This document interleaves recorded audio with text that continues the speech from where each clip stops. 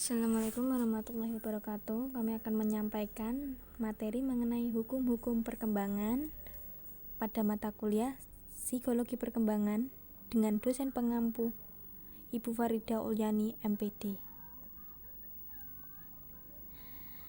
Kami dari kelompok 2 yang beranggotakan 1. Muhammad Mustaqim, 2. Afrika Dinia, 3. Anjeli Ratnasari. Pengertian psikologi perkembangan. Psikologi perkembangan pada prinsipnya merupakan cabang dari ilmu psikologi.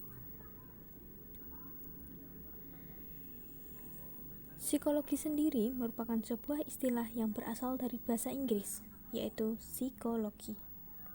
Istilah ini pada mulanya berasal dari kata dalam bahasa Yunani, yaitu psyche, yang berarti roh, jiwa, atau daya hidup, dan kata logos yang berarti ilmu. Jadi secara harfiah, psikologi berarti ilmu mengenai jiwa. Istilah perkembangan atau development dalam psikologi merupakan sebuah konsep yang cukup rumit dan kompleks. Di dalamnya terkandung banyak dimensi. Secara sederhana, Shepard dan Hoffnung tahun 1994 mendefinisikan perkembangan sebagai long-term change in a person's growth, feelings, patterns of thinking, social relationship, and motor skill. Dapat disimpulkan bahwa psikologi perkembangan adalah cabang dari ilmu psikologi yang mempelajari secara sistematis perkembangan perilaku manusia secara otogenetik, yaitu mempelajari proses-proses yang mendasari perubahan-perubahan yang terjadi dalam diri, baik perubahan dalam struktur jasmani, perilaku, maupun fungsi mental manusia sepanjang rentang hidupnya atau lifespan, yang biasanya mulai sejak konsepsi hingga menjelang mati. Selanjutnya, materi akan disambung oleh rekan saya, Mas Muhammad Mustaqim.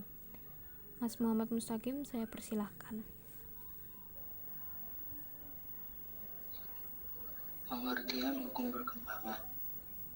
Muhyiddin Syekh mengatakan bahwa hukum perkembangan secara spesifik berarti kaidah atau patokan yang menyatakan bahwa kesamaan sifat dan hakikat dalam perkembangan.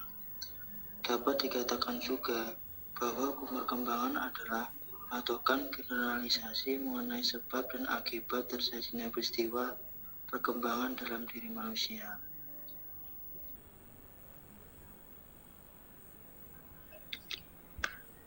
Hukum-hukum perkembangan. Yang pertama, hukum konvergensi. Perkembangan pada anak pada dasarnya tidak hanya dilatar belakangi oleh faktor pembawaan saja, namun faktor lain pun ikut mempengaruhi perkembangan pada anak. Salah satunya adalah faktor lingkungan. Yang kedua, hukum peka. Peka memiliki arti mudah terangsang atau mudah menerima stimulus. Masa peka adalah masa yang tepat untuk mengembangkan fungsi-fungsi tertentu seperti fungsi mulut untuk berbicara dan membaca, fungsi tangan untuk menulis, dan sebagainya. Yang ketiga, hukum irama atau tempo perkembangan. Di dalam perkembangannya juga dikenal dengan adanya irama atau naik turunnya proses pengembangan. Artinya, perkembangan manusia itu tidak tetap, terkadang naik dan kadang turun. Pada saat-saat anak mengalami perkembangan yang tenang, dan pada saat-saat tertentu anak mengalami perkembangan yang mengguncangkan. Baik, materi selanjutnya akan disambung oleh rekan saya, Mbak Afrika Dinia. Saya persilahkan.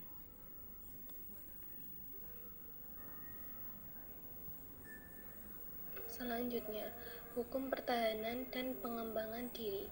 Manusia pada dasarnya memiliki naluri dan insting yang ada sejak lahir untuk mempertahankan dan mengembangkan dirinya. Dari pertahanan akan berlanjut pada teori pengembangan diri. Menurut Mubin 2002 mengatakan secara singkat bahwa Dalam diri anak terdapat dua dorongan yang kuat, yaitu satu, dorongan bertahan yang bertujuan untuk memelihara atau mempertahankan diri agar tetap survive. Yang kedua, dorongan untuk berkembang sendiri yang bertujuan untuk mencari dan mencari kepandaian, pengalaman, atau pengetahuan baru yang terlihat dalam tingkah laku, konservasi, dan bermain. Kemudian yang terakhir, hukum rekapitulasi. Rekapitulasi pada dasarnya berarti pengulangan atau ringkasan kehidupan tertentu seperti manusia yang berlangsung secara evolusi atau sangat lambat dalam waktu berabad-abad.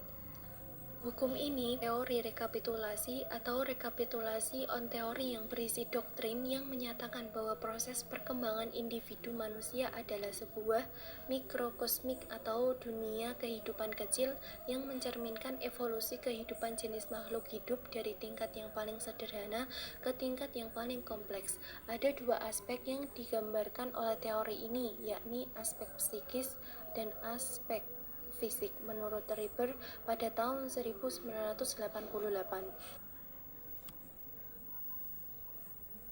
Hukum rekapitulasi perkembangan yang tampak pada anak adalah sebagai berikut menurut Muhyiddin Shah pada tahun 1997, yaitu 1. Masa berburu dan menyamun, yakni pada umur sekitar 8 tahun ketika ia suka bermain kejar-kejaran, perang-perangan, dan menangkap hewan-hewan kecil seperti kupu-kupu dan capung. Yang kedua, masa mengembala, yakni pada umur sekitar 10 tahun ketika ia gemar memelihara hewan peliharaan seperti ayam, burung, kelinci, dan lain-lain. Yang ketiga, masa bercocok tanam, yakni pada umur 12 tahun ketika ia suka mengurus tanaman di kebun atau menyiram bunga-bunga dalam pot. Yang keempat, terakhir, masa berdagang, yakni pada umur sekitar 12 tahun ke atas ketika ia suka bermain jual-jualan kemudian meningkat menjadi kesenangan tukar-menukar foto, perangko, dan berkirim surat serta menjalin persahabatan.